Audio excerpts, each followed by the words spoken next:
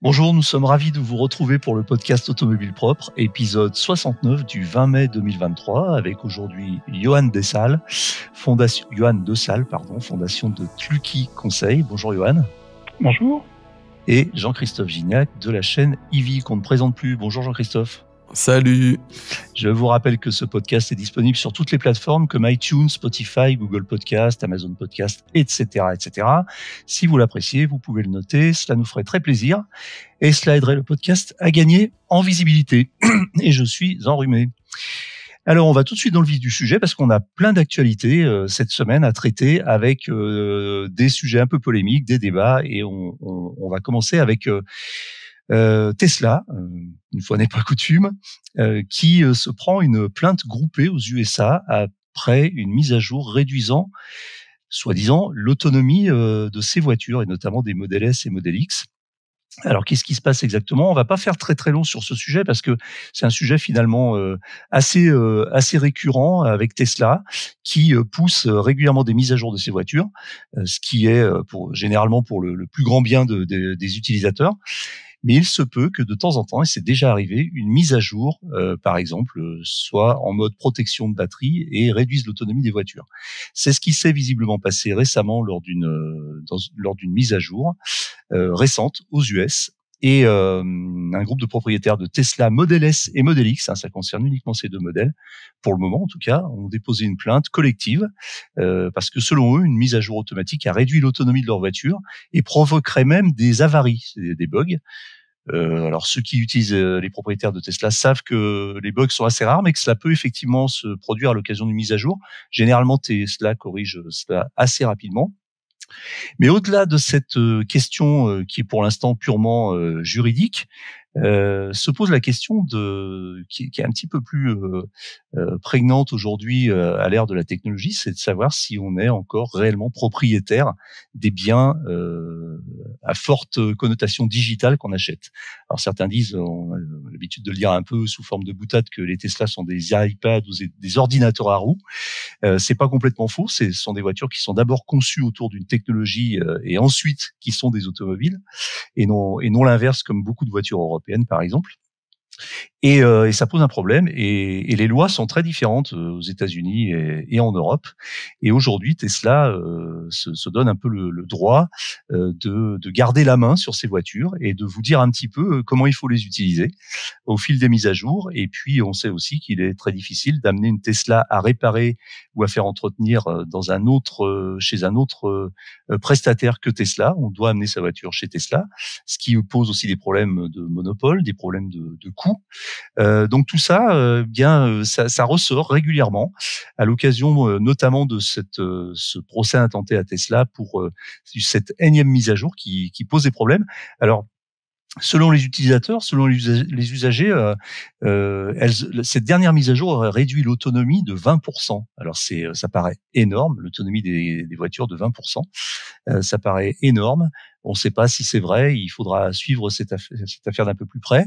Mais ça rappelle un petit peu ce qui s'était passé à une époque avec Apple, ou même avec certaines autres marques qui produisent des produits digitaux ou des produits à forte imprégnation du numérique. On n'est finalement pas vraiment propriétaire de l'appareil, on n'est plus vraiment propriétaire de ces données, on n'est plus propriétaire de l'usage qu'on peut faire de ces données. J'ai un autre exemple récemment qui concerne justement les téléphones et qui a tendance vraiment à m'horripiler, c'est le fait que au nom de droits qui nous dépassent un petit peu en tant qu'utilisateur particulier, on ne peut pas, par exemple, faire de capture d'écran sur son téléphone d'un programme de télé qu'on est en train de regarder sur une application.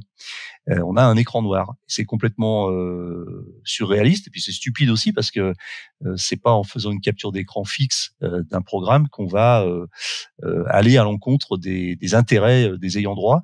Voilà le genre d'excès auquel ça mène.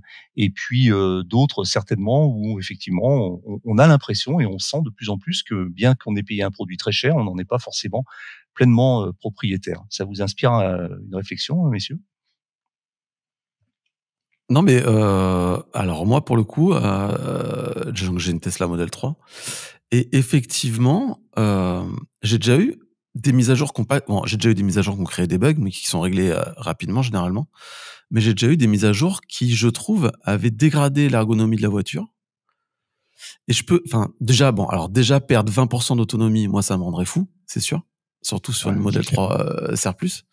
Et puis après, des fois, ouais, t'es pas content. Il y a une mise à jour qui arrive et t'aimes moins ta voiture qu'avant. Mais en général, c'est ce que je dis toujours, l'évolution, elle monte, elle descend, mais ça monte toujours. Et en fait, au final, t'as quand même une voiture qui est un peu meilleure à chaque fois. Mais ouais, c'est vrai. Effectivement, c'est un peu bizarre de dire. Moi, j'attends toujours qu'il y ait une mise à jour. J'attends toujours un peu les retours pour être sûr d'installer un truc qui est mieux, plutôt que subir une dégradation de l'ergonomie générale. Ouais.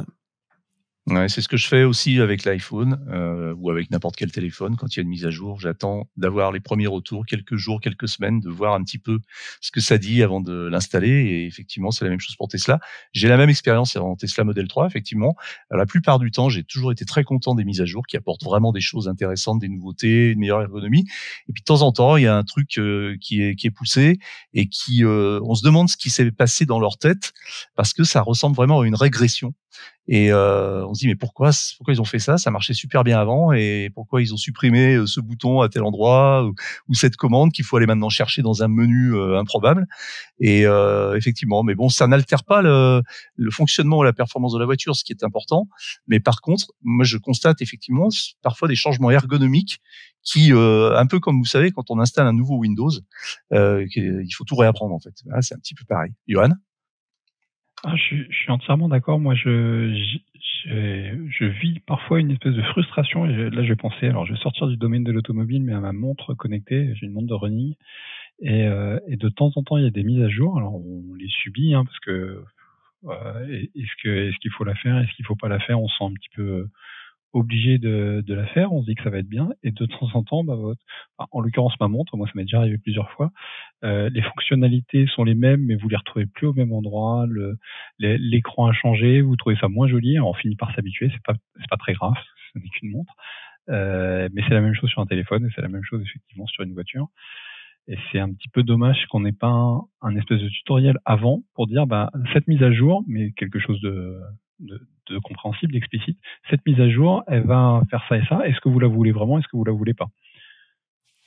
Avec Tesla, pour ça, tu es sûr que tu l'auras le compte rendu assez rapidement en suivant un peu les réseaux sociaux. C'est ça qui est bien. T'as vraiment les gens pas contents, ils gueulent tout de suite, quoi. Donc c'est cool. Ça, c'est plutôt pratique. Oui, et puis il y a même des sites. Alors il y en a un, je me souviens plus l'URL, mais il suffit de faire une petite recherche sur Google. Un site qui liste absolument toutes les mises à jour de toutes les Tesla depuis le début, et Ouais. souvent même de la mise à jour du jour qui va être poussée et que vous n'avez pas encore reçue, et effectivement avec tout ce qu'elle apporte dans le détail. Très bien. Deuxième sujet. Alors là, c'est une actualité qui n'est pas toute fraîche d'hier ou d'aujourd'hui, mais qui a à peu près une semaine, mais elle est trop importante pour qu'on passe à côté. C'est le fameux cap des 100 000 bornes de recharge franchies en France, il y a donc environ une dizaine de jours. Ça a été annoncé avec tambour et trompette par le gouvernement et par d'autres organismes comme l'AVER notamment. Alors c'est un cap tout à fait symbolique. On avait eu l'occasion d'en parler avec le responsable général de l'AVER qui nous disait que c'était effectivement très symbolique. Mais c'est un symbole qui fait plaisir déjà. Et puis il y a beaucoup de choses à dire dessus notamment en termes de data, de chiffres, pour décrypter un petit peu ce que signifie ce cap des 100 000 bornes franchies, Johan. Alors effectivement, 100 000 bornes, c'est un slogan marketing, mais pour autant, c'est quand même très intéressant. Déjà, moi, ce qui me paraît très important de rappeler, c'est que ces 100 000 bornes, en fait, elles fournissent aujourd'hui 10% des besoins, puisque 90% des recharges sont réalisées soit à domicile, c'est 75%, soit au bureau, 15% des recharges qui sont réalisées. J'ai vu passer des informations sur la quantité de kilowattheures qui serait supérieure à 10%, mais j'ai pas réussi à confirmer cette information-là. Donc 10% des recharges, peut-être un petit peu plus en termes de l'électricité qui passe par ces 100 000 bornes. Pour autant, ces 100 000 bornes, enfin ces 100 000 points de charge, parce que c'est pas forcément des bornes, ces 100 000 points de recharge, ils sont a priori sur 39 000 stations à peu près, et les stations moyennes grossissent, c'est-à-dire que on était pour l'instant sur des moyennes de stations qui avaient 2,6 points de charge, et qui, sur les 1000 dernières stations installées, on est plutôt sur 4 points de charge par station en moyenne. Donc on voit, alors c'est encore faible, mais on voit les stations grossir petit à petit. Et puis dans leur positionnement aussi, on voit que 35% de ces 100 000 points de charge sont sur des parkings, 24% sont sur des voiries, et 36% sont dans des commerces. Et là, il y a une autre étude qui est sortie très récemment sur le fait de choisir un commerce en fonction de la disponibilité d'un point de charge. Et c'est un critère qui est prédominant pour les utilisateurs de véhicules électriques. Alors, j'ai plus le chiffre exactement en tête, mais on est à plus de 70%. Et certains conducteurs de véhicules électriques ont changé, par exemple, de grande surface. Ils sont passés d'un Carrefour à un Leclerc, d'un Auchan à un Carrefour, et ainsi de suite, parce que la grande surface où ils allaient n'avait pas de borne de recharge, mais l'autre grande surface pas très loin de chez eux proposait une borne de recharge, pas forcément gratuite, c'était pas forcément ça le critère, mais le simple fait d'en proposer. Et donc aujourd'hui, alors quand toutes les grandes surfaces seront équipées, ça sera sans doute plus un critère, mais aujourd'hui, proposer des bornes de recharge, ça peut faire changer une habitude aussi forte que le supermarché où on se rend tous les samedis matins pour faire ses courses et pour se nourrir toute la semaine. Donc c'est quelque chose d'assez important, et donc c'est 36% des 100 000 points de charge. C'est la même chose avec l'hôtellerie. Hein. Exactement. Alors moi, pour moi, l'hôtellerie. Du coup, on n'a pas. Oui, excuse-moi. Effectivement, pour moi, l'hôtellerie, c'est le secteur qui doit se mettre en priorité sur l'installation de bornes, parce que passer une nuit dans un hôtel et le lendemain matin devoir consacrer la première demi-heure à recharger sa voiture, c'est quelque chose d'horripilant. Donc c'est quelque chose. Donc on va tout de suite désélectionner un hôtel s'il n'a pas de borne de recharge quand on a un utilisateur de VE. Et puis la dernière stat que je voulais souligner, aujourd'hui, en fait, il n'y a que 10%, pardon, de ces points de charge qui sont en DC, et donc en charge rapide. Donc l'essentiel de ces 100 000 points de charge sont donc en flux AC, 35% en moins de 7,4 kW et 53% entre 7,4 et 22 kW. Et puis après, en DC, on est sur des pourcentages forcément beaucoup plus faibles, 2% qui sont inférieurs à 50 kW. Donc ça, c'est le DC inférieur à 50 kW, c'est quand même assez rare, et 4% entre 50 et 150 kW. C'est la tranche la plus grande en DC, 4% entre 50 et 150, 3% entre 150 et 350 kW. Donc c'est là où les stations se installent aujourd'hui le plus. Alors, c'est aussi intéressant en termes de chiffres parce que on a constaté depuis quelque temps, et notamment depuis 2022-2023, une accélération très forte du développement de points de charge. Hein. C'était multiplié par une dynamique par 4 ou 5 en termes de nouveaux points de charge. Et puis ça continue, c'est vraiment exponentiel. Je crois que en fait, on prévoit quand même en fonction du parc potentiel de voitures électriques d'ici 2030 qu'il faudrait encore largement augmenter. Il faudrait atteindre au moins 400 000 points de charge d'ici 2030. Et c'est un objectif à atteindre pour le gouvernement notamment. Je pense qu'on devrait les atteindre assez facilement maintenant. Jean-Christophe, tu avais un sur le sujet? Non, mais moi, alors là, je vais juste parler de ma propre expérience. Je suis un petit peu les chiffres, surtout pour les stations d'essai, en fait. Et moi, je trouve qu'en une année, simplement en une année, vraiment tout a changé. Avant, tu te baladais de Unity en Unity, en gros. Et aujourd'hui, je pense que c'est possible. Je pense qu'on va essayer de le faire, d'ailleurs. Je pense que c'est possible de partir prendre n'importe quelle direction et ne pas planifier son trajet. Voilà. C'est-à-dire, je pense que tu peux partir maintenant comme avec une voiture thermique. Si on roulait avec une voiture thermique. Tu roules, et quand tu vois une aire avec un panneau truc, tu rentres et il y aura une station dedans, et plus seulement une borne 50 kW comme avant. Je pense que maintenant, c'est possible. Il y a vraiment des stations partout. Et en plus, là, déjà, je trouve que c'est hyper bien et il y a encore beaucoup d'appels d'offres qui sont en cours ou qui ont été, votés et les stations sont pas encore installées. C'est vraiment, non, c'est excellent. Enfin, vraiment, je trouve que tout a changé. Après, moi, je charge à la maison, donc c'est simple. Je pense que la problématique des gens qui n'ont pas de point de charge chez eux reste toujours un petit peu compliquée. Surtout si tu veux pas charger en DC, c'est-à-dire si tu veux vraiment essayer de préserver ta batterie et toujours charger, lentement pendant la nuit donc, je pense que là, c'est quand même toujours un petit peu complexe.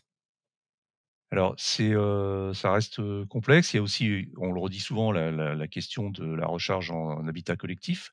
Donc les choses, bougent, avec beaucoup de volonté de la part des acteurs, mais c'est encore un petit peu lent parce qu'il y a pas mal de résistance. J'ai eu l'occasion d'en parler avec des spécialistes récemment. Donc il y a un très gros marché, hein, puisqu'on parle de 7 millions de places de parking en habitat collectif à équiper de bornes de recharge. Donc autant dire que ça aiguise les appétits et que de nombreuses entreprises se sont mises sur le marché. Et je le vois là, à travers, le site, d'offres d'emploi, pour les métiers de l'électromobilité qu'on a lancé récemment. La le le nombre d'offres d'emploi, enfin je dirais c'est écrasant, c'est 95 d'entreprises qui recherchent des installateurs de bornes électriques chez les particuliers. Voilà. Donc ça c'est vraiment Ah ouais? le gras du marché pour le moment. Et ça va, alors c'est un marché qui est très, très morcelé, hein, très éclaté, et donc c'est difficile pour un grand groupe de s'y mettre. Cela dit, des entreprises comme The Plug l'ont fait par exemple, et commencent vraiment à être très, très bien implantés sur ce marché, avec en plus une levée de fonds de plus de je crois 250 ou 260 millions d'euros en septembre dernier, et on voit que ça continue. C'est Driveco là ou Driveco, je sais plus comment on dit, qui a levé 250 millions il y a 15 jours aussi. C'est incroyable. Donc Ça, c'est vraiment incroyable. vraiment, ouais, ouais, un marché en pleine, explosion. Ce qui est intéressant de regarder aussi, c'est la disponibilité des bornes, parce que ça sera à mon avis la prochaine grosse étape. Jusqu'à présent, l'objectif, c'était d'équiper au maximum et de massifier les réseaux de recharge, électriques. Aujourd'hui, on y est, on sait faire, on sait qu'on peut aller, vite. Aujourd'hui, on vient de faire franchir le cap des 100 000, points de recharge et non pas bornes, comme je l'ai mal dit tout à l'heure. C'est bien les points de recharge. On a dépassé le cap des 100 000, points de recharge. Alors j'ai pas fait de calcul de projection comme je l'avais fait il y a un an, où j'avais dit à peu près au printemps 2023, on devrait passer les 100 000. J'ai pas refait le calcul, mais ça m'étonnerait pas que l'an prochain, à cette époque, si on fait le même podcast, on soit passé à peut-être à 120, 130, 150 000. Ça va très vite. Maintenant, la prochaine grosse étape, c'est fiabiliser ces points de charge, parce que c'est bien beau de faire beaucoup de points de charge, mais aujourd'hui, je crois qu'on est à un taux de disponibilité d'environ 85%. Ça veut dire que, dans 15% des cas, quand vous vous arrêtez pour charger, vous risquez de tomber sur des bornes en panne, ou qui fonctionnent pas, ou qui sont pas disponibles, etc. Donc ça, c'est la prochaine grosse bataille, à mon avis, des prestataires. Mais ça s'améliore aussi, hein, on le voit bien, hein. Ouais et puis ce qui a beaucoup changé, c'est qu'avant, à l'époque, il y a 4 ans, quand on naviguait sur le réseau Corridor, il y avait une seule borne. Tu arrivais, elle était en panne, c'était foutu ton trajet Ouais. et Mmh. c'était l'enfer. Mais maintenant, quand tu arrives sur une station, il y a 8 bornes, il y en a une en panne, bon, ça va, Mmh. ça se gère. Mais c'est vrai que nous, là, on fait beaucoup de road trip en ce moment et il y a pas une fois où il y a un trajet nickel où toutes les bornes, il y a toujours une petite borne en panne, ou Total C'est qui fou. installe un auvent et qui prévient pas. Donc, toi, tu crois que la station est ouverte et puis en fait, il y a qu'une borne en 50 et Mmh, mmh, c'est mmh. que des petits trucs comme ça. Et je pense que là, Mmh. effectivement, tu es un usager, tu viens d'avoir une voiture électrique, tu fais un long trajet, tu tombes sur des trucs comme ça. Même si tu arrives au bout et tout va bien, pour l'instant, c'est vrai c'est quand même un petit peu pénible et c'est pas toujours parfait, quoi. Mmh. Bon, enfin, en tout cas, on est on va dire dans les réglages fins, mais la tendance est Oui, oui, clairement positive. Autre clairement, tu arrives à sujet, destination. ouais, ouais, c'est ça, il y a plus trop de questions sur ce point. Autre sujet qui parle des carburants de synthèse ou de l'e-fuel, comme on dit, c'est Ferrari, après Porsche d'ailleurs, donc comme quoi ça concerne beaucoup les marques haut de gamme, et les marques qui ont des clients qui aiment les voitures avec des gros moteurs thermiques.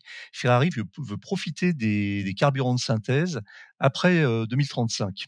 Donc ça veut dire que Ferrari va, continuer à produire des voitures, thermiques après l'année couperet 2035, mais des voitures qui sont censées, ne pas polluer ou ne pas émettre plus, de CO2 à l'usage pratiquement qu'une voiture électrique. Johan, on fait un peu le point sur le sujet? Oui, alors effectivement, dans la réglementation telle qu'elle a été, votée, dernièrement, en début de cette année, Il y a la possibilité qui avait été laissée pour les petits constructeurs de continuer à produire des véhicules thermiques après 2035.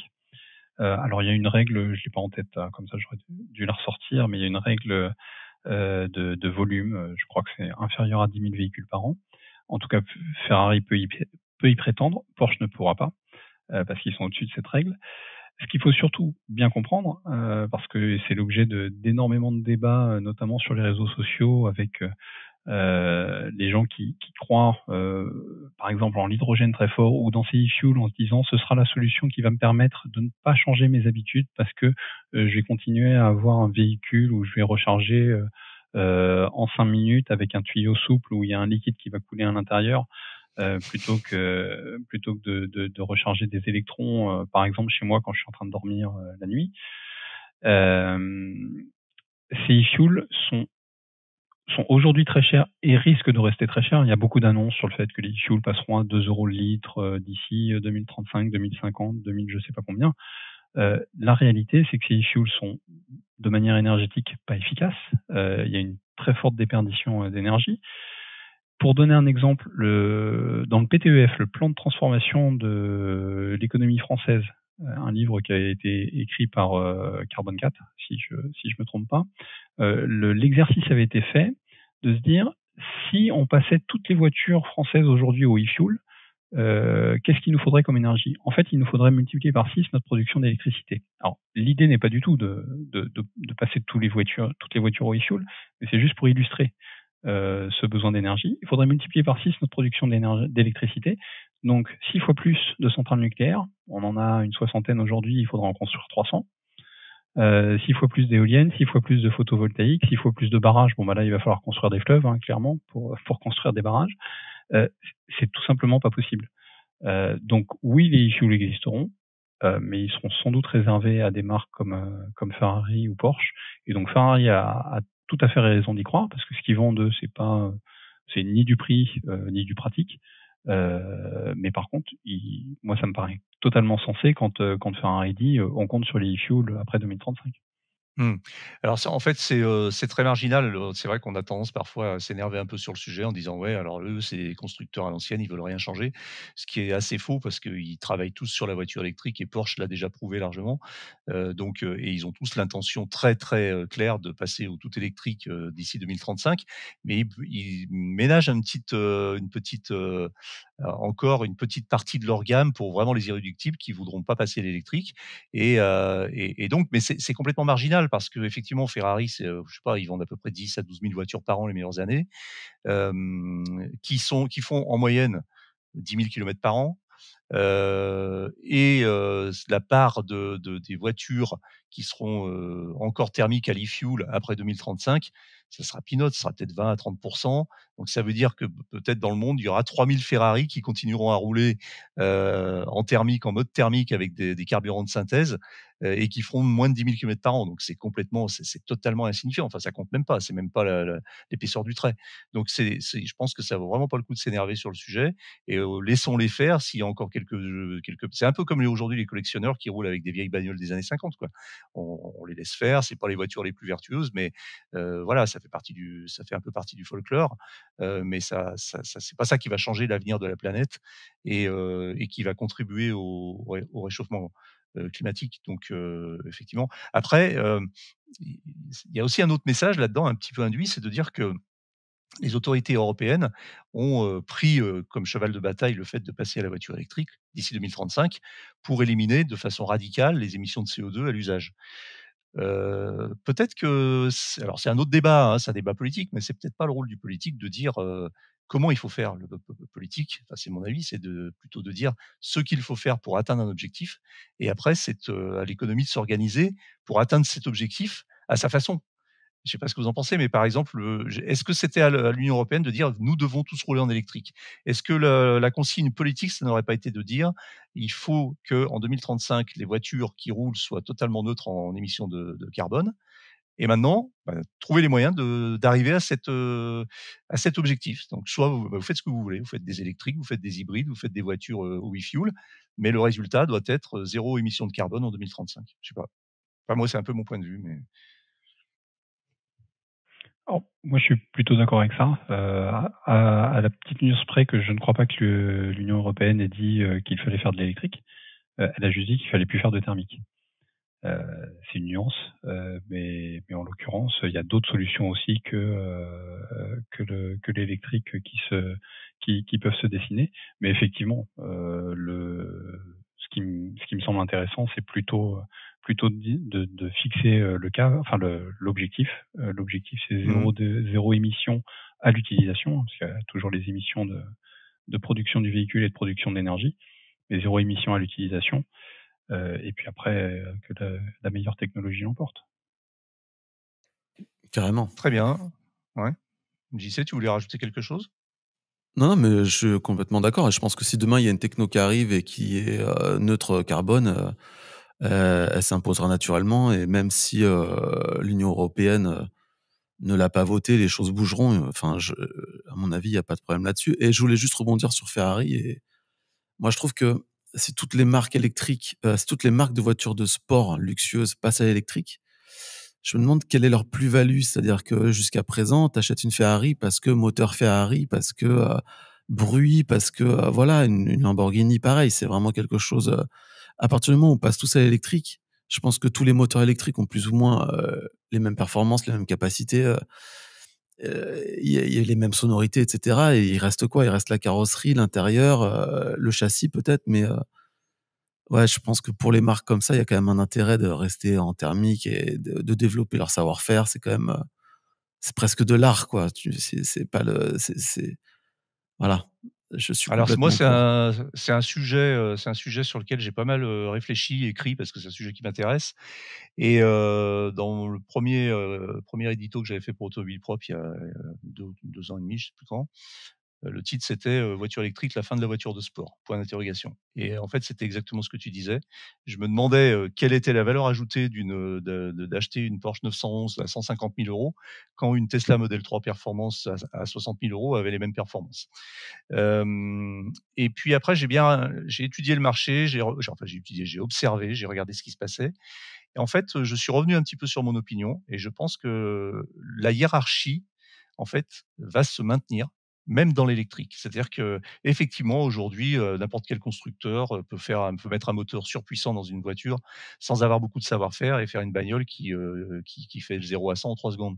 Mais en fait, dans les faits, c'est pas ce qui va se passer. Et aujourd'hui, on le constate, c'est qu'en fait, il y a une hiérarchie qui est en train de s'établir et qui reproduit la hiérarchie du thermique. C'est-à-dire qu'en gros, on va avoir des voitures familiales, qui vont faire entre 135 et 200 chevaux, et qui auront 400 kilomètres d'autonomie. Et puis on va continuer à avoir des bagnoles de sport qui vont faire 700 chevaux, qui vont coûter, 3 fois plus cher. Et je pense que tout est en train de se mettre en place pour conserver cette espèce de hiérarchie. Parce qu'aujourd'hui, quand on parle de voitures familiales électriques, on vise aussi l'autonomie et puis aussi une certaine sobriété, qu'elle soit, factuelle ou affichée. Et puis, quand on veut se distinguer, on achètera une Ferrari électrique, je pense, comme on achète aujourd'hui une Ferrari thermique. Alors effectivement, il y aura toujours des petites voitures à 50 000 € qui auront les mêmes performances, mais ça sera pas des Ferrari. Le châssis sera pas le même, Non, non, mais oui. l'expérience de conduite sera pas la même, la ligne sera pas la même. Et puis ils travaillent, hein, sur des subterfuges, sur la sonorité des moteurs électriques, et cetera, et cetera. Et je pense que d'ici 5, 10 ans, 15 ans, on aura à nouveau cette hiérarchie. On aura des Ferrari à 800 chevaux qui coûteront 200 000 € et des familiales à 150 chevaux qui coûteront 20 25 000 €. Le tout en électrique. Enfin, ça, c'est mon avis et j'ai vraiment l'impression, avec un peu de recul maintenant, que c'est ce qui est en train de se dessiner. Non, non, mais c'est clair. En ce moment, j'essaie pas mal de voitures qui font plus ou moins 300 chevaux, comme une Tesla Model 3 propulsion. Et Ouais. j'ai essayé une Mustang Mach-E, par exemple, 300 chevaux. Une BMW Mmh. i4, e-Drive 35, elle fait 285. Et rien qu'entre ces Mmh. trois-là, c'est vrai que le toucher de route, c'est pas du tout le même. Mmh. Et BMW qu'on connaît sur ce terrain et qu'on sait capable de faire des voitures incroyables, et ben effectivement, même en électrique, c'est incroyable. C'est pas du tout les mêmes voitures. Et pourtant, c'est les Ouais, mêmes c'est ça. performances. Ouais, Mmh. Ouais, complètement. C'est aussi moi ce que j'ai constaté en essayant, une Model S, une Tesla Model S, même la Plaid et un Taycan Turbo S, l'expérience est pas du tout la même.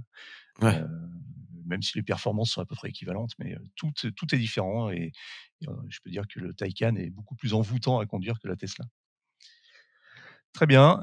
Justement, on va rester un peu sur les marques automobiles, mais là, c'est plutôt des marques moins connues qui sont un peu dans la sauce aujourd'hui. Euh, Alors, on va parler de Lightyear, qui lutte toujours pour sa survie. Donc, cette marque de voiture qui promet une voiture avec une propulsion électrique et solaire. Et puis, on parlera aussi de Faraday Future, qui vient d'obtenir 100 millions de dollars supplémentaires pour financer le lancement de sa première voiture. Alors Jean-Christophe, je crois que tu as un petit coup de cœur pour Lightyear, et puis Johan nous en parlera aussi. Et moi, je vous dis tout de suite que je ne crois pas du tout à ces bagnoles. Donc voilà, comme ça Oh c'est là clair. là. Et je me dis qu'il c'est de la folie aujourd'hui d'investir ou de verser un acompte pour toucher une voiture comme ça. Mais je crois que tu es très concerné, Jean-Christophe. Non, mais moi, j'avais mis 500 € dans une Sonotion qui a coulé et Ouais. dont on vient d'apprendre que tout ce qui avait été versé ne sera pas remboursé. Donc, à la fin, pour sauver le programme, y compris des gens qui ont versé la totalité, des acomptes, une totalité, c'est-à-dire 30 000 euros. c'est ça. Pour sauver le programme, ils demandaient aux gens d'acheter une voiture en entier et qu'il fallait en Ouais. vendre genre 500 pour sauver le programme. Il y a des gens qui l'ont fait et là, on vient d'apprendre que personne ne sera remboursé a priori. Donc là, gros malaise, je pense. Bon, moi, j'ai perdu 500 €, ça va encore. Par contre, Lightyear, mais moi, je suis un optimiste sur ce genre de truc. Alors bon, j'y crois à fond. Mais c'est vraiment la voiture que moi j'attends, c'est-à-dire une voiture vraiment ultra efficiente. D'abord designée dans l'efficience, avec du solaire en plus pour espacer les recharges. Et puis en plus, elle est jolie, elle est sexy, donc je pense que tout va dans le bon sens. Et en plus, ils ont été jusqu'à la production avec la Lightyear Zero, même si ça s'est arrêté rapidement. Ils y sont allés, donc voilà. Je pense que ça peut fonctionner. Et après, et j'y crois beaucoup. Et après Faraday, pour le coup, alors là, par contre, j'y crois pas du tout. Depuis le début, ça sent vraiment pas très bon. Et puis 100 millions d'euros, c'est vraiment pas beaucoup, je pense. C'est que Enfin, dalle, je l'ai quoi, vu, c'est rien. ouais. C'est vraiment rien du tout. Qu'il faut. Ouais. Et puis, en plus, les 100 millions, si j'ai bien lu, ce sont des prêts qu'ils ont réussi à contracter. C'est-à-dire que c'est même pas des investisseurs qui ont cru au projet, c'est eux qui ont trouvé de l'argent à droite à gauche. Non. Enfin, ça sent vraiment le bricolage. Ouais, ça sent vraiment la ouais. Je pense qu'il y a très très peu de gens qui arrivent au bout. Et je croise les doigts pour Lightyear parce que c'est vraiment un beau projet, mais Faraday, j'y crois pas du tout. Alors Lightyear, moi, à mon avis, très très clairement, je trouve le projet super intéressant.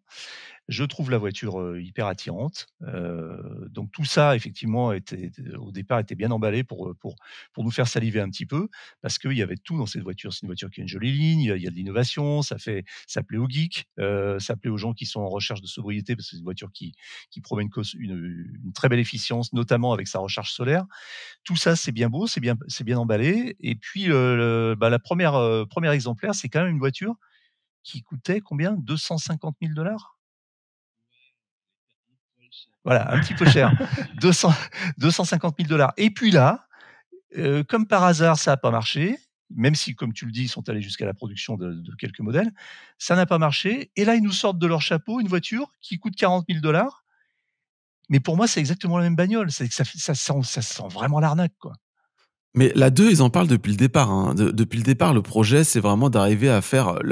en fait, la première, c'était vraiment un laboratoire roulant, on va dire. Ils ont espéré en vendre, je sais plus, c'était une petite série, c'était 1000 ou quelque chose comme ça. Ouais. Et le but du jeu, c'était tout de suite de faire la 2, de faire une version abordable, etc.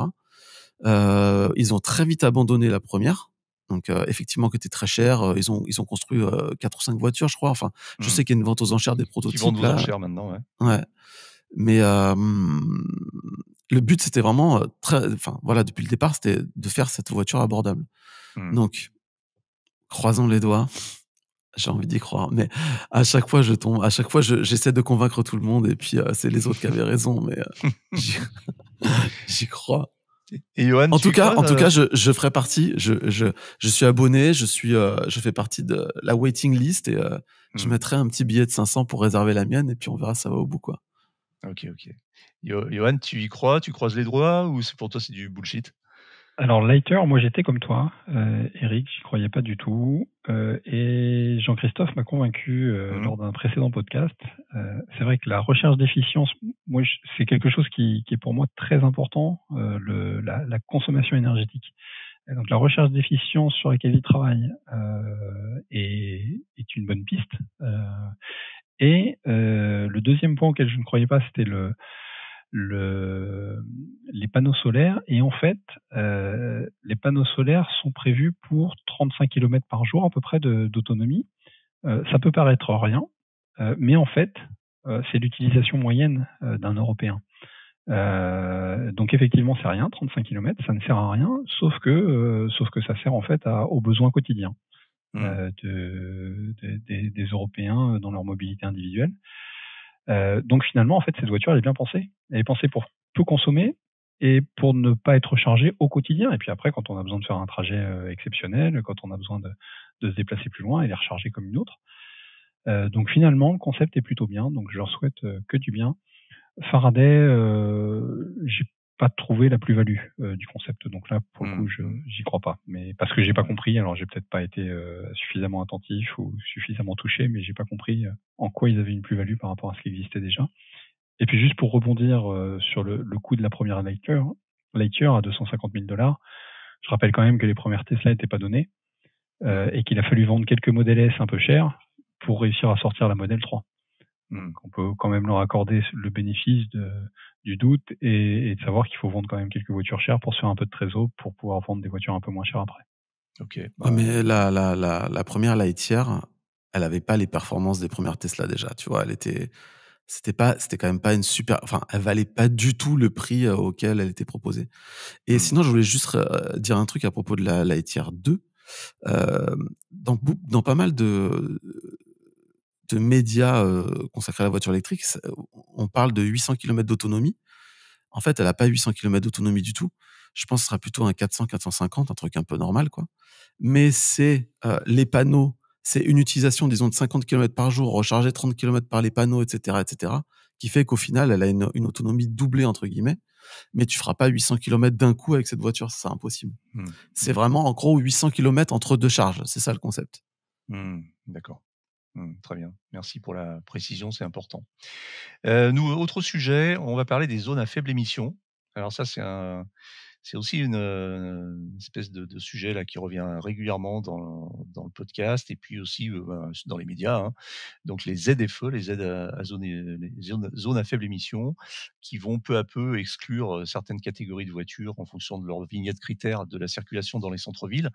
Alors là, on parle de Bordeaux, mais je pense qu'on peut étendre le sujet. Et il semblerait qu'à Bordeaux, qui est pourtant une mairie plutôt, enfin une municipalité d'une couleur politique plutôt favorable aux ZFE, repousse au maximum possible l'adoption de cette ZFE à l'intérieur de la ville. Johan, c'est pour quand alors ces ZFE là?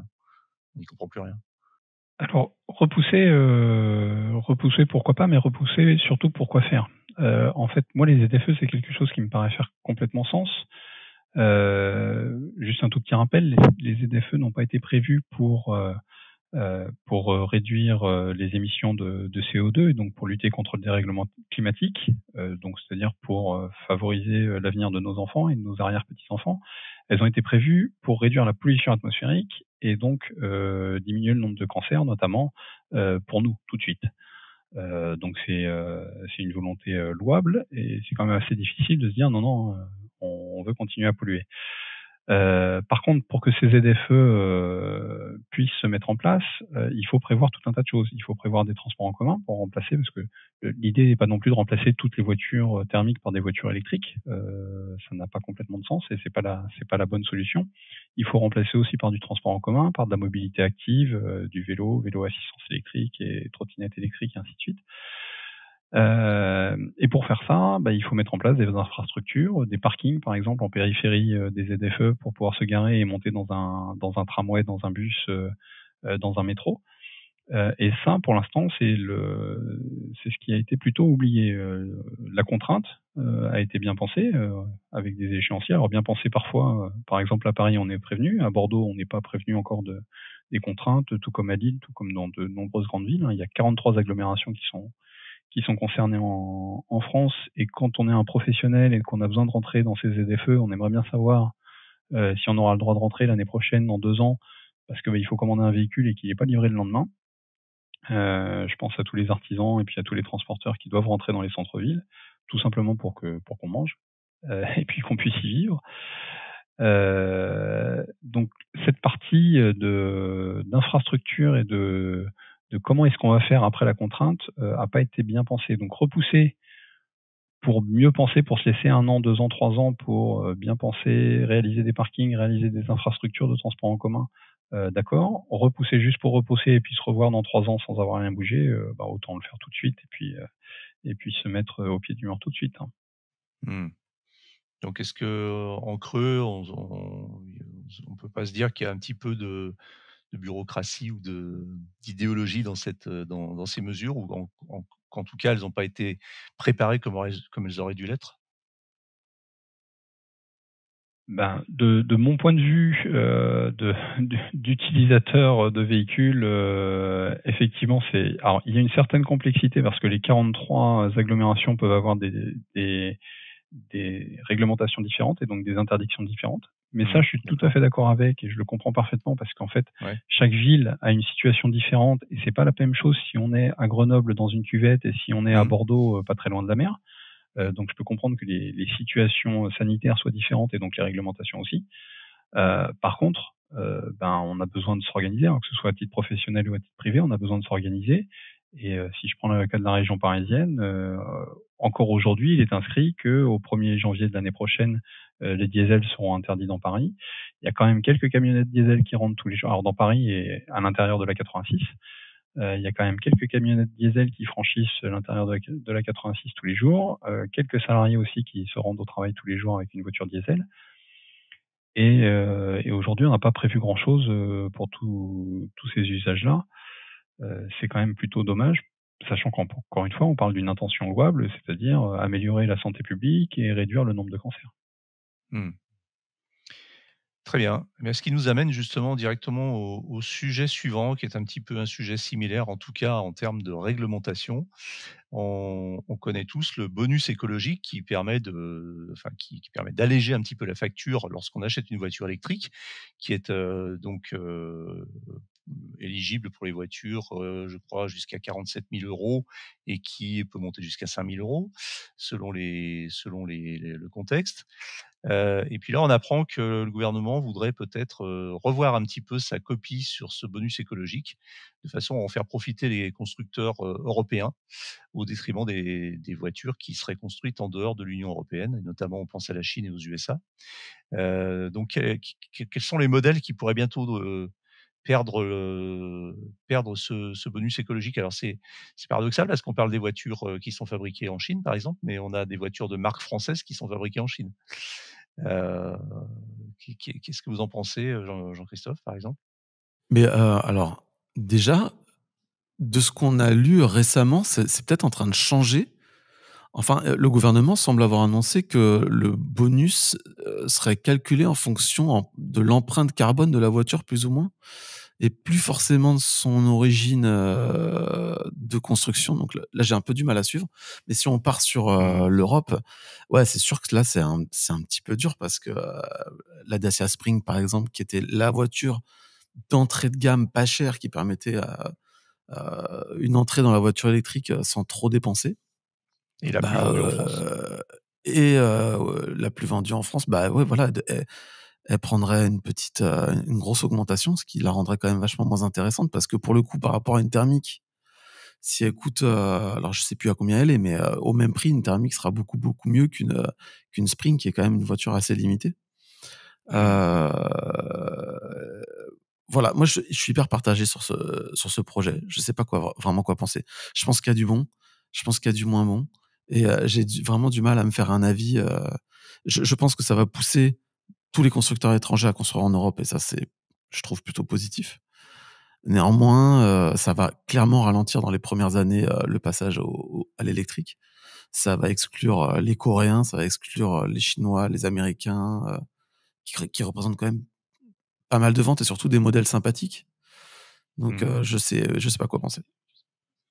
Ce qui est, oui, puis c'est complexe en fait parce que c'est difficile aujourd'hui, c'est pas encore défini. Comme tu le disais, c'est flou parce qu'on ne sait pas comment on définit une voiture qui est fabriquée dans tel pays, en fonction de quoi, quel matériau, est-ce que par exemple une voiture qui est fabriquée en Europe, assemblée en Europe, mais dont les cellules de batterie, sont fabriquées en Chine, bon, elle est considérée comme européenne ou chinoise? Est-ce qu'une Tesla qui est fabriquée à Berlin est une voiture fabriquée en Europe, mais avec des cellules qui viennent de Chine, je crois?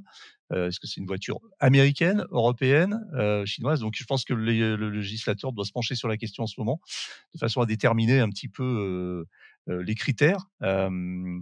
Et, euh, et puis sortir ou adapter ou faire évoluer la réglementation et notamment le bonus écologique. Johan, tu as des éléments là-dessus, toi? Moi, mon avis, c'est que une réglementation doit avoir un but, sinon ça devient très compliqué. Est-ce que le but, c'est de faire du protectionnisme et donc de rapatrier la production en Europe? Alors, je vais pas parler de protectionnisme parce que moi, je suis pas économiste et c'est des sujets beaucoup trop compliqués et beaucoup trop vastes pour avoir un avis là-dessus. Mais si le but, c'est de faire du protectionnisme, eh ben ça s'appelle pas un bonus écologique, ça s'appelle des droits de douane ou des choses comme ça. Ça peut exister. Moi, encore une fois, j'ai pas d'avis là-dessus, mais c'est des process qui existent, notamment en Chine, notamment aux États-Unis.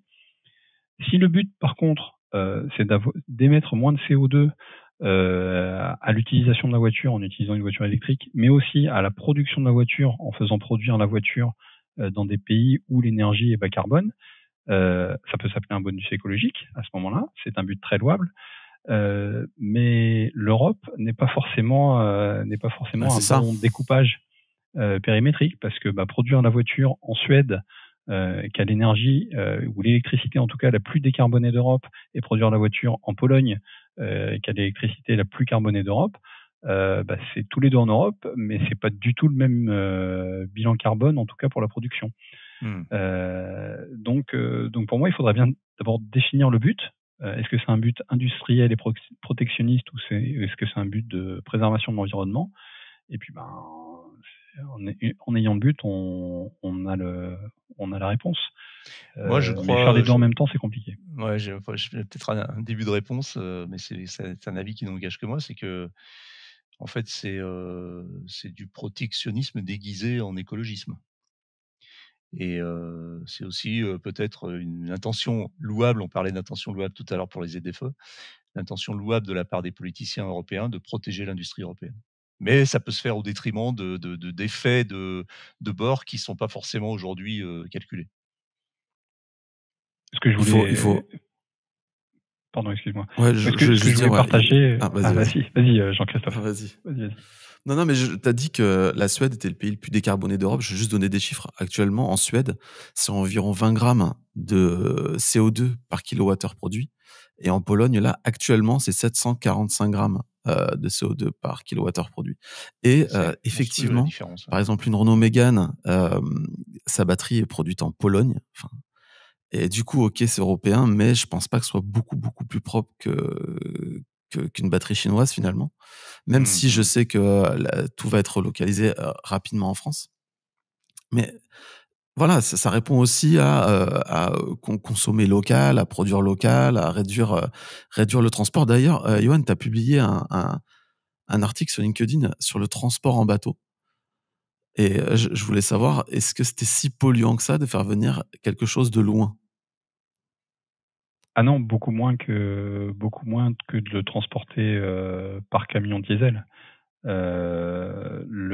Alors j'ai plus les chiffres en tête parce que c'est une publication que j'ai fait il y a quelques jours, mais la partie transport du véhicule, donc quand on va faire l'analyse en cycle de vie d'un véhicule, il y a la production du véhicule, son transport, l'utilisation du véhicule, sa fin de vie, et puis la production d'énergie qui est nécessaire pour l'utiliser. La partie transport va être epsilonesque par rapport au reste. Donc, faire venir une voiture de Chine dans un bateau, petit 1, comme il y a beaucoup de voitures dans le bateau, enfin plus le bateau va être gros, et c'est le cas pour ce type de transport, moins ça va émettre par véhicule. Je vais le faire de tête, mais on est de l'ordre de 5 à 20 kilos de CO2 par tonne kilomètre de mémoire sur le maritime. Alors 5 à 20 kilos, c'est une échelle très très large, mais ça dépend vraiment de si on est sur un petit bateau, un gros bateau, un vraquier, un porte-conteneur, ainsi de suite. si je veux comparer un camion diesel, on est plutôt de l'ordre de 80 kg de tonnes kilomètres, de CO2 par tonne kilomètre transporté. Donc l'ordre de grandeur est pas du tout le même. On multiplie au minimum par 4 pour un transport routier. Par contre, quand on fait Chine-France, par exemple, forcément il y a plus de kilomètres que quand on fait Sochaux-Paris, pour prendre un autre exemple. Donc l'argument qui consiste souvent à dire, et on le pense, et je suis le premier à le penser, que faire venir des produits de très loin en bateau n'est pas forcément fondé au regard finalement de faire venir des produits de moins loin, mais en camion. Ça dépend de quel produit. Si on parle de voiture, une voiture, on va l'utiliser longtemps. Donc en fait, le coût environnemental de son transport, il va être amorti sur une durée qui est très longue. Si on parle de quelque chose qui est utilisé instantanément, là effectivement, le coût environnemental du transport, il va être très fort sur un produit alimentaire, par exemple, qui sera consommé 5 minutes après son achat. Et un petit point que je voulais rajouter sur ce qu'a dit Jean-Christophe, plusieurs comparatifs, plusieurs études ont été faites sur l'efficacité environnementale du véhicule électrique par rapport au véhicule thermique, même dans le pire des cas, c'est-à-dire, si je me souviens de l'étude de Carbone 4 qui avait été faite là-dessus, une voiture produite en Chine et utilisée en Inde, donc avec 2 pays qui ont des productions d'électricité et d'énergie qui sont plutôt émettrices de CO2, même dans ce pire des cas, le bilan carbone complet sur une vie de 200 000 km était meilleur pour un véhicule électrique que pour un véhicule thermique. Bien entendu, il était meilleur, mais pas de beaucoup, que si la voiture, par exemple, avait été produite en Suède et puis exploitée en Suède. Là, l'écart était énorme. Mais il vaut mieux quand même un véhicule électrique en termes de bilan carbone, même s'il est mal produit et mal exploité, entre guillemets, plutôt qu'un véhicule thermique. Très bien. Ça nous amène au... Oui, Jean-Christophe ? Ouais, du coup, moi, je voulais juste dire que moi, j'attends vraiment de voir ce qui va sortir de ce truc et si vraiment c'est pertinent ou pas. Parce que, encore une fois, on peut aussi parler de techno de batterie. Il y a des technos de batterie qui font que les batteries durent 3 fois plus longtemps que les autres. Donc, est-ce qu'il ne faut pas mieux faire venir une batterie LFP de Chine qu'une batterie NMC de France? Au final, au niveau du bilan carbone, qu'est-ce que ça vaut? Enfin, j'ai peur que ce soit un petit peu n'importe quoi, effectivement. Attendons.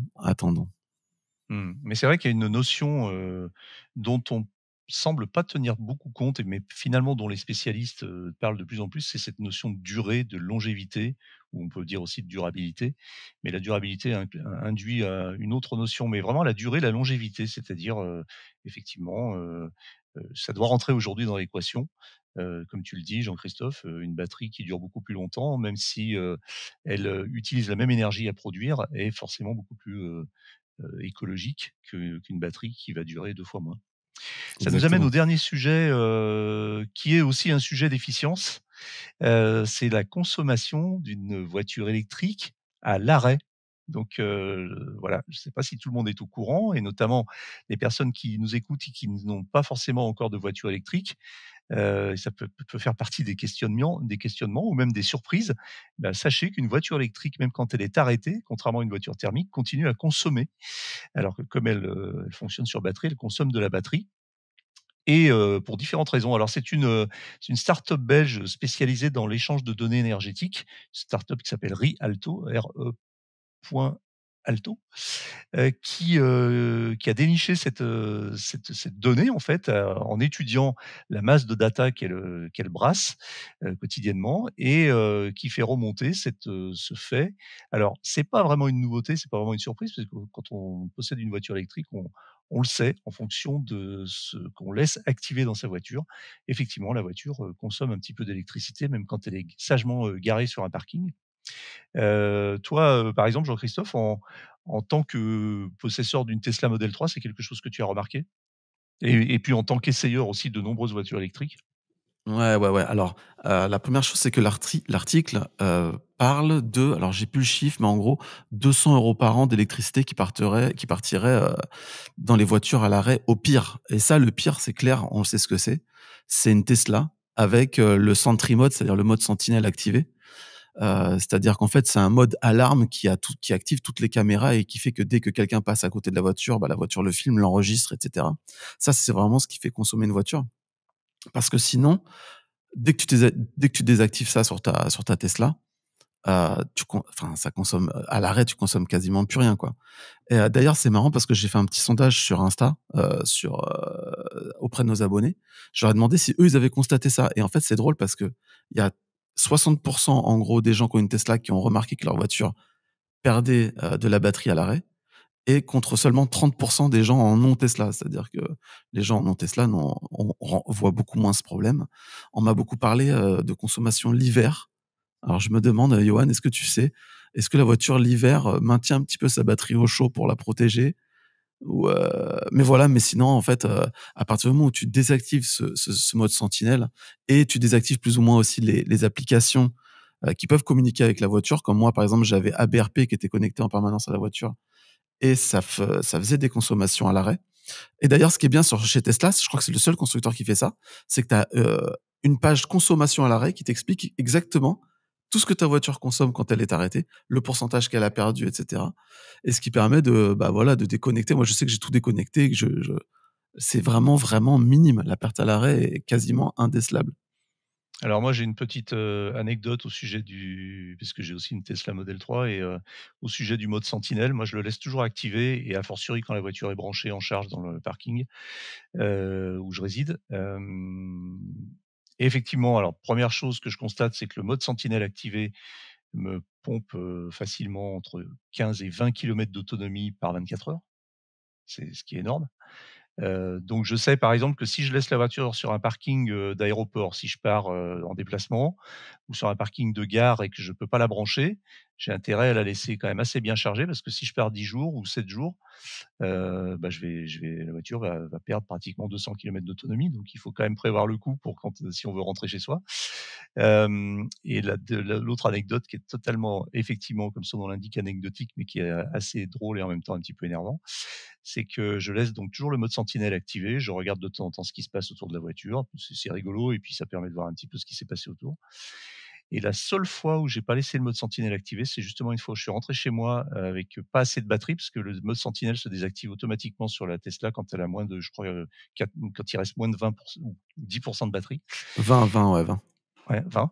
Le mode sentinelle se désactive automatiquement, et c'est la seule fois en 4 ans où j'ai pris un énorme coup de clé qui fait toute la longueur de la voiture, de l'aile arrière à la pointe avant, puis bien gravé, bien profond.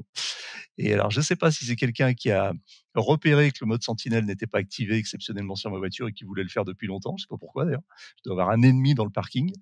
Ou si c'est vraiment un hasard, mais c'est vraiment pas de bol, parce que je me suis dit, tiens, je vais regarder ce qui s'est passé, je vais trouver le coupable en regardant la vidéo, et puis j'ai vu que mon mode sentinelle était désactivé. Donc voilà. Voilà pour l'anecdote. Mais effectivement, ça consomme. Ce qui consomme aussi, effectivement, c'est que quand on fait des appels à la voiture via l'application, et là je parle de toutes les voitures, toutes les voitures Ouais. électriques, même toutes les voitures connectées, ça consomme de la batterie. C'est pour ça qu'on conseille aussi, quand on part longtemps et qu'on laisse sa voiture parquée, de pas trop l'interroger avec l'application, même si on est tenté de le faire, parce que ça prend, c'est un gros pic de consommation d'un coup. Johan ? Effectivement, moi, ce que je voulais souligner dans l'étude, c'est que la raison numéro 1 de la consommation, c'est la transmission de données. Donc il y a sans doute le cas du mode sentinelle des Tesla qui est un cas anecdotique, mais dans l'ensemble, ce qui a été relevé par l'étude, c'est que c'est la consommation de données qui est la raison numéro 1 de consommation d'électricité. Et pour réduire cette consommation de données, il y a plusieurs solutions qui existent. Aujourd'hui, la consommation de données, elle va se faire surtout via des cartes SIM, via des systèmes qui sont assez consommateurs d'électricité. Mais il y a d'autres solutions comme les réseaux Sigfox, LoRa, où on consomme beaucoup moins d'énergie pour transmettre de la donnée.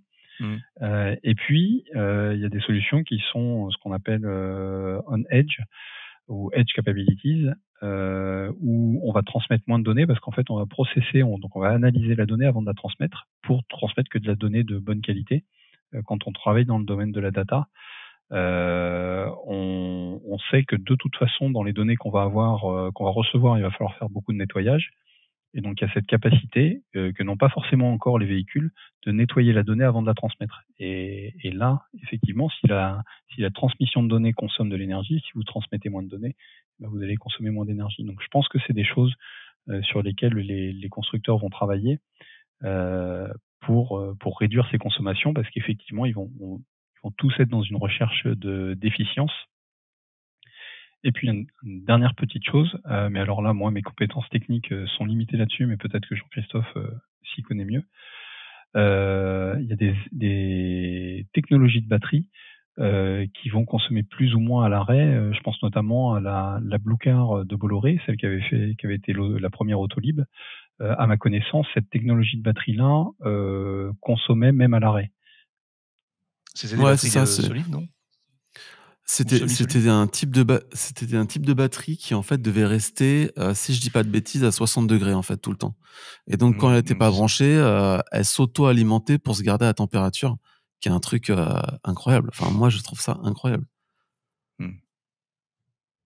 Et pourtant il y en a eu partout. Et c'est pour ça qu'il y a un mec, je sais pas si vous vous souvenez, il y avait des reportages sur lui. Il y a un mec qui se baladait dans les rues de Paris avec un gros sécateur, enfin une pince, et il coupait tous les câbles des Bolloré en disant ça consomme à l'arrêt, c'est pas normal et tout. Voilà.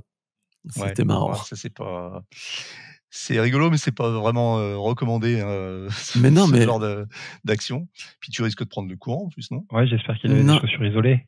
J'en ai aucune idée, mais en tout cas, mais je comprends. Attends, la voiture, elle est branchée, elle consomme de l'électricité inutilement juste à cause de sa chimie de batterie. C'est quand même fou, non ? Enfin, je sais pas, moi ça me choque un petit peu quand même. Oui, c'est choquant. Parce que quand t'as 1000 bagnoles garées dans Paris, c'est les militants. Hein, des fois, c'est pas mal, ça fait parler d'eux. C'est vrai. Très bien. Écoutez, merci messieurs. C'est terminé pour aujourd'hui, mais l'actualité de la voiture électrique ne s'arrête jamais. Retrouvez-la heure par heure sur automobilepropre.com. Pensez bien à vous abonner via votre plateforme préférée afin de ne rater aucun épisode. Et n'oubliez pas de noter le podcast sur les plateformes. C'est le meilleur moyen de nous soutenir. N'hésitez pas également à nous faire vos retours, vos remarques et vos suggestions à l'adresse podcast@automobilepropre.com. Quant à nous, nous vous disons à la semaine prochaine pour un nouveau numéro du podcast. Salut! Merci. Au revoir. Au revoir.